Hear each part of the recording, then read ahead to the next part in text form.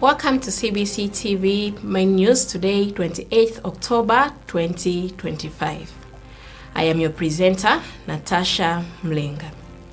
Stories making headlines. Zambia remembers President Michael Chilufya-Sata. TIZ raises concern over anti-corruption bill delay. Zambia Transport Union raises concern over employer-government standoff. Junior Chipolopolo shift focus to New Caledonia-friendly tomorrow.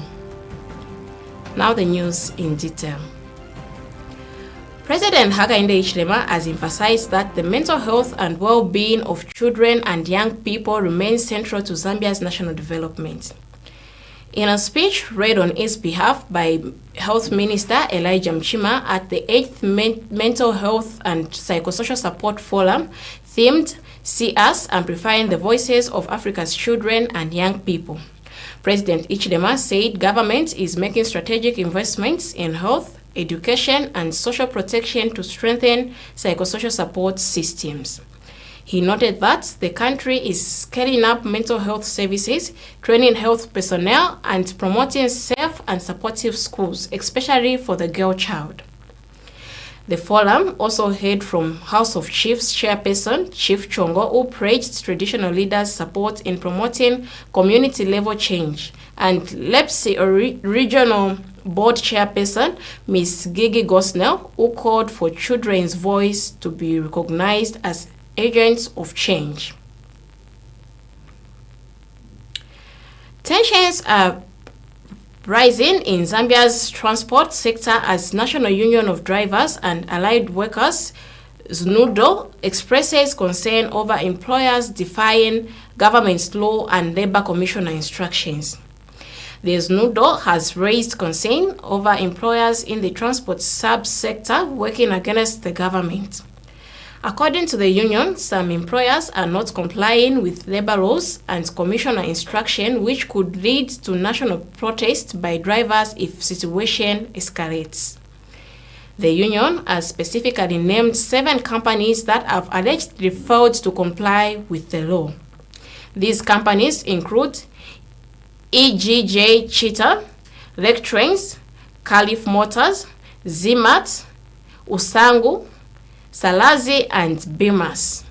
The union notes that despite the president's serious announcement on this matter last year, some employers seem to be ignoring the law. The union emphasizes the need to protect its members while ensuring that the law is fair and followed by all parties. There is a concern that if authorities fail to address employers' action, drivers might take drastic measures like national protest. The situation highlights the challenges in Zambia's transport sector regarding labor laws and employer compliance.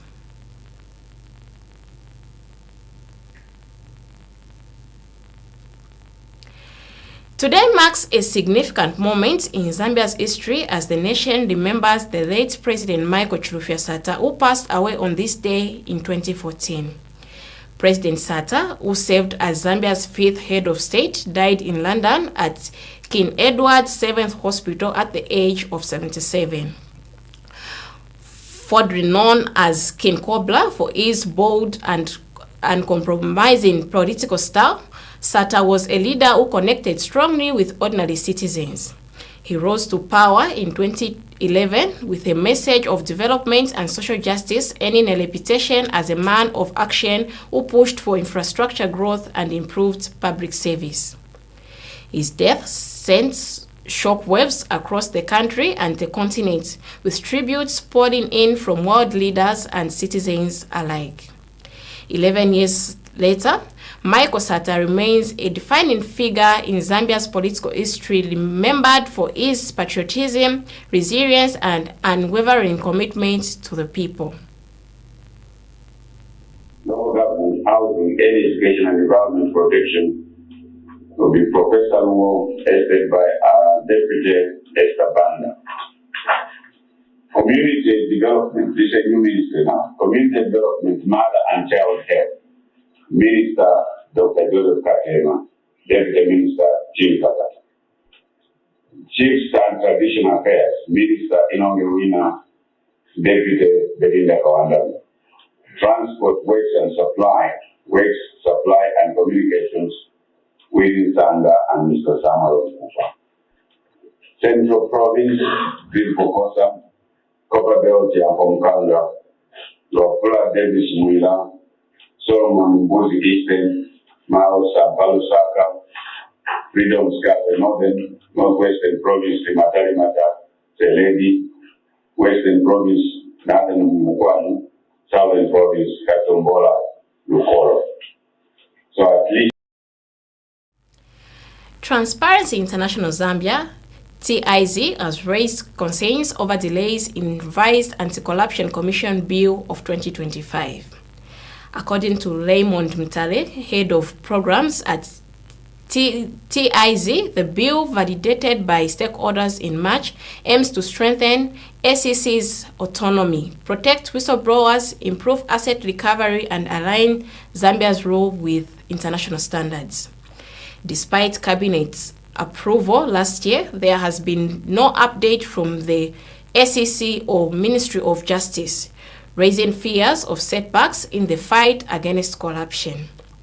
TIZ urges authorities to provide a clear roadmap to Parliament, retrain the progressive provisions, and ensure public participation at every stage of the legislative process. Mtale emphasizes that timely enactment of the bill is crucial for building stronger anti-corruption systems in Zambia. Expresses deep concern over the prolonged silence and lack of progress regarding the revised Anti-Corruption Commission Bill of 2025, which was validated by stakeholders in March this year. The review of the Anti-Corruption Act No. 3 of 2012 began following Cabinet's approval of a new bill in September 2024. This was aimed at strengthening Zambia's legal and institutional framework in the fight against corruption.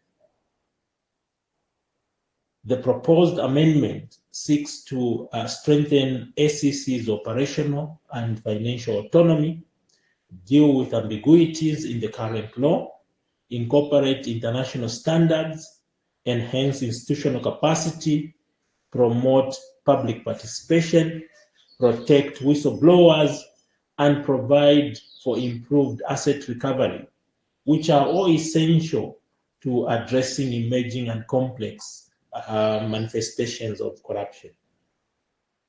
The current Anti-Corruption Act No. 3 of 2012 contains critical gaps and inconsistencies, particularly its misalignment with the 2016 amended Constitution. Key areas identified for reform include the definition of public officer, the appointment process for the SEC Director General and Deputy Director General, the scope of the institutional independence of the Commission, the scope of the independence of the Commission's board, and these needed to be amended. After extensive consultation and successful validation meeting held in March 2025, stakeholders expected that the revised bill, which contains progressive and widely supported provisions, would be fast-tracked for enactment. However, to date, there has been no official communication from either the Anti-Corruption Commission or the Ministry of Justice regarding the bill's status or its roadmap to Parliament. TIZ is concerned that this delay may signal a return to the drafting stage without stakeholder involvement, which would undermine the principles of transparency, accountability, and participatory governance. The Zambia Red Cross Society joined other stakeholders at the official launch of Zambia Profile on Occupational Safety and Health 2025 and Vision Zero in Transport Sector, spearheaded by the Workers' Compensation Fund Control Board. The event, held at Sierra Resort in Chongwe, was graced by Labor and Social Security Minister Ms. Mwika Tambatamba, accompanied by Transport and Logistics Minister Mr. Frank Tayari and Lusaka Province Permanent Secretary Mr. Mike Mapushi. The Zambia Red Cross showcased first aid demonstrations in line with the 2025 theme, towards zero harm in transport. Minister Tambatamba said Vision Zero is more than a campaign. It is a principle and a call to action for safety, health and well-being at all workplaces. Sectors, Workers' Compensation Fund Control Board has tailored Vision Zero initiatives for industries such as mining, agriculture, tourism, construction, and the transport sector, whose launch we are witnessing today. Ladies and gentlemen, despite progress made, Zambia continues to face significant challenges. Statistics from the Road Transport and Safety Agency indicate that the country records over 2,000 fatalities annually, with the majority caused by human error, speeding, drunk driving, fatigue, and vehicle defects. These statistical data of the incidents are not just mere numbers.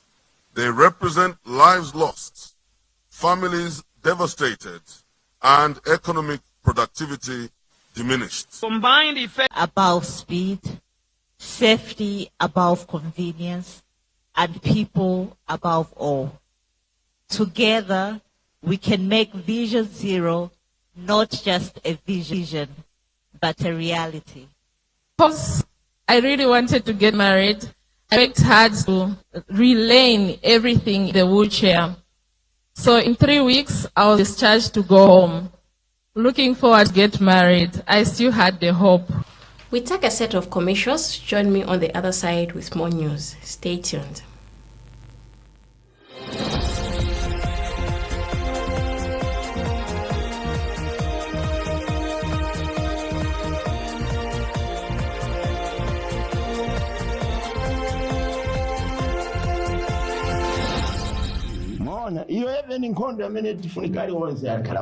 As far as relationship is concerned, you are saying the two of us are responsible. People can be married, but topic yandarama nyankungala kwa yetu. Nizi men talk. Notisho kwamba kutenga chintu sonda ichi chifunika umu ichi ai.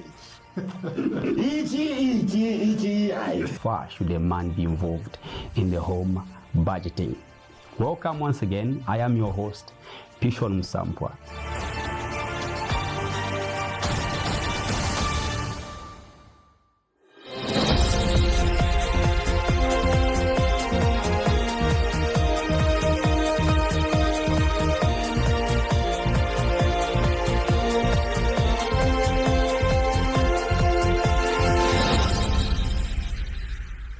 Welcome back. Thank you for staying with us. We continue with the news.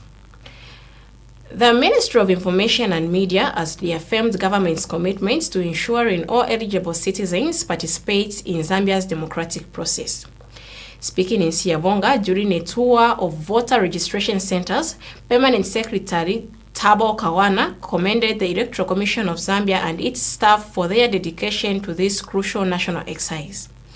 Mr. Kawana also praised District Commissioner Geoffrey Jacobo for his leadership and coordination with stakeholders to ensure a smooth registration process. He urged all eligible residents to register before the deadline, saying, "Your vote is your power."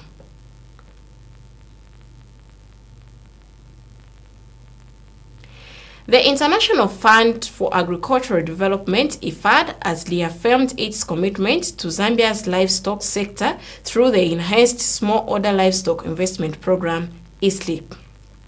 During a courtesy meeting at Mulungushi House in Lusaka, IFAD mission team leader Dr. Brian Kapotwe said the mission will support smallholder farmers, boost livestock productivity, and strengthen project implementation. Permanent Secretary for the Ministry of Fisheries and Livestock, Dr. Max Chombe, thanked IFAD for its continued investment, including matching grants to small-scale livestock farmers, and praised government's support to ensure the project meets its goals. The IFAD team, led by Dr. Kapotwe, will visit Kasama and Imbala in Northern Province from 28th to 31st October to engage with project beneficiaries and assess progress. Union President Akim Anton Njovu has expressed concern to the Zambia Center for Interparty Dialogue, the SEED, about the constitutional reform process, describing it as manipulative. Njovu made these remarks during a visit by the SEED to the party's secretariat, where they discussed ongoing constitutional reforms. Njovu cautioned the inclusivity of the technical committee formed to conduct consultations on the controversial Bill 7. He suggested that the committee should include representatives from the Law Association of Zambia, church mother bodies, and both the ruling and opposition parties. According to Njovu, the current composition lacks the necessary representation. The Democratic Union president emphasized that the focus should be on addressing pressing issues such as load shedding and voter registration rather than amending the constitution. He describes the attempt to amend the constitution as an academic exercise introduced at the wrong time, benefiting only a few individuals while ignoring the needs of the majority. The said board chairperson, Ambassador Joyce Musenge, commended President Njovu and the Democratic Union for their submission. She highlighted the importance of interparty dialogue in strengthening Zambia's democratic dispensation. The meeting was part of the SEED's ongoing engagement with political party presidents, with 14 such meetings held so far. The center found the discussion with the Democratic Union to be highly engaging and appreciated the party's insights. An introductory meeting was held at the Ministry of Health headquarters in Lusaka to formally present the upcoming JICA Grassroots Technical Cooperation Project on Water, Sanitation and Hygiene WASH, scheduled to commence in April 2026. The meeting brought together key stakeholders from WaterAid Japan, WaterAid Zambia, and the Ministry of Health Zambia, led by Permanent Secretary Dr. Kenneth Lishipi and his team. The purpose of this engagement was to inform the Ministry of Project scope, objectives, and timeline to initiate the process for signing off the minute-to-minute agreement between governments of Japan and the government of Zambia. WaterAid Japan was represented by Mr. Koichi Kito, Program Coordinator for International Programs, while WaterAid Zambia was represented by Mr. Bernard Omari, Head of Programs, and Mr. Adamson Sakala. The project aims to reach 45,000 people by enhancing public health through improved access to sustainable and inclusive WASH services and promoting hygiene behavior change among healthcare workers and surrounding communities. The ministry expressed its commitment to supporting the initiative and emphasized the importance of aligning the project with national health priorities. The signing of the minute-to-minute agreement will mark a significant milestone in formalizing the partnership and paving the way for implementation. We take another set of commercials. Join me on the other side with sports and international news. Stay tuned.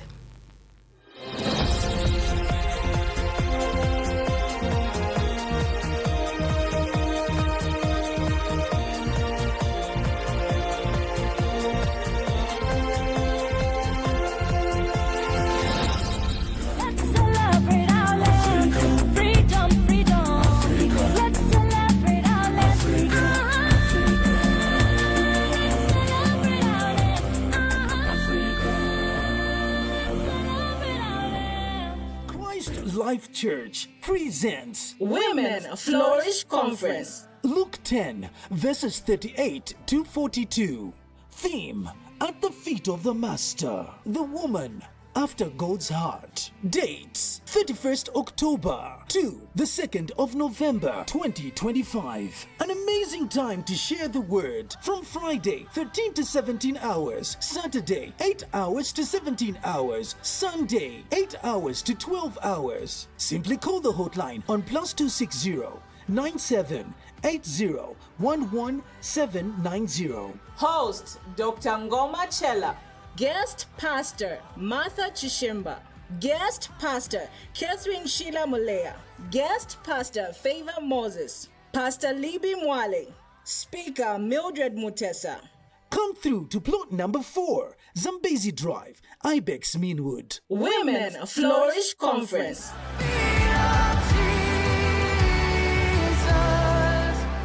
Human rights, which is your favorite? Takura no bwali fwe. Mzaka kupezani. Odo mwona mwanga mwachinja mazo mairo mzabwe.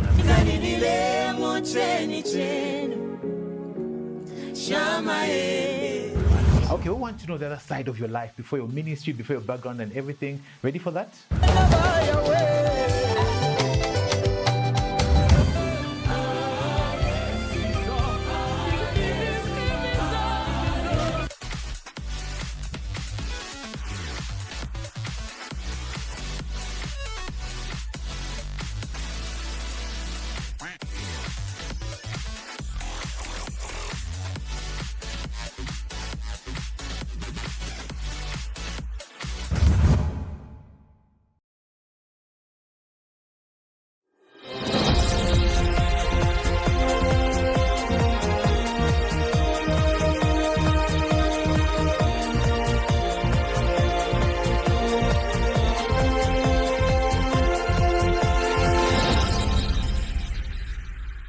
Welcome back and thank you for staying with us. We continue with sports and international news. In sports news, the Zambia Under-17 national team has shifted its focus to the upcoming friendly match against New Caledonia scheduled for tomorrow. This comes after the Junior Chipolopolo's impressive 3-1 victory over Mexico in their first friendly match. FAR's technical director, Lyson Zuru, cautioned the team against losing focus despite the win, emphasizing the importance of the upcoming match. The friendly against New Caledonia will take place at the Police Shooting Club Stadium at 18 hours local time, 16 hours Zambian time.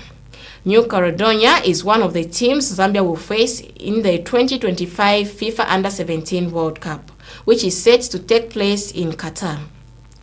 After tomorrow's match, the team will depart for Doha on October 31st, 2025 to prepare for the tournament. The Junior Chipolopolo are placed in Group H alongside Brazil, Honduras, and Indonesia. Zambia's features in the group stage include matches against Indonesia on October 4th, Honduras on November 7th, and Brazil on November 10th. The team aims to build on their momentum from the Mexico win and perform well in the World Cup. In celebration of the Judo Day on October 28th, the Judo Association of Zambia just hosted the Veterans Judo Championships at the OYDC Judo Hall. The event featured 62 competitors from jazz-affiliated clubs and Zimbabwe, showcasing skill, discipline, and camaraderie across generations of judokas.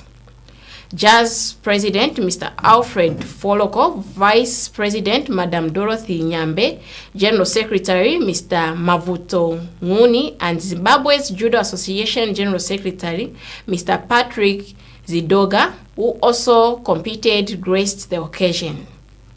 Special awards went to William Chanda for Best Technique, Francis Rinosi as oldest competitor,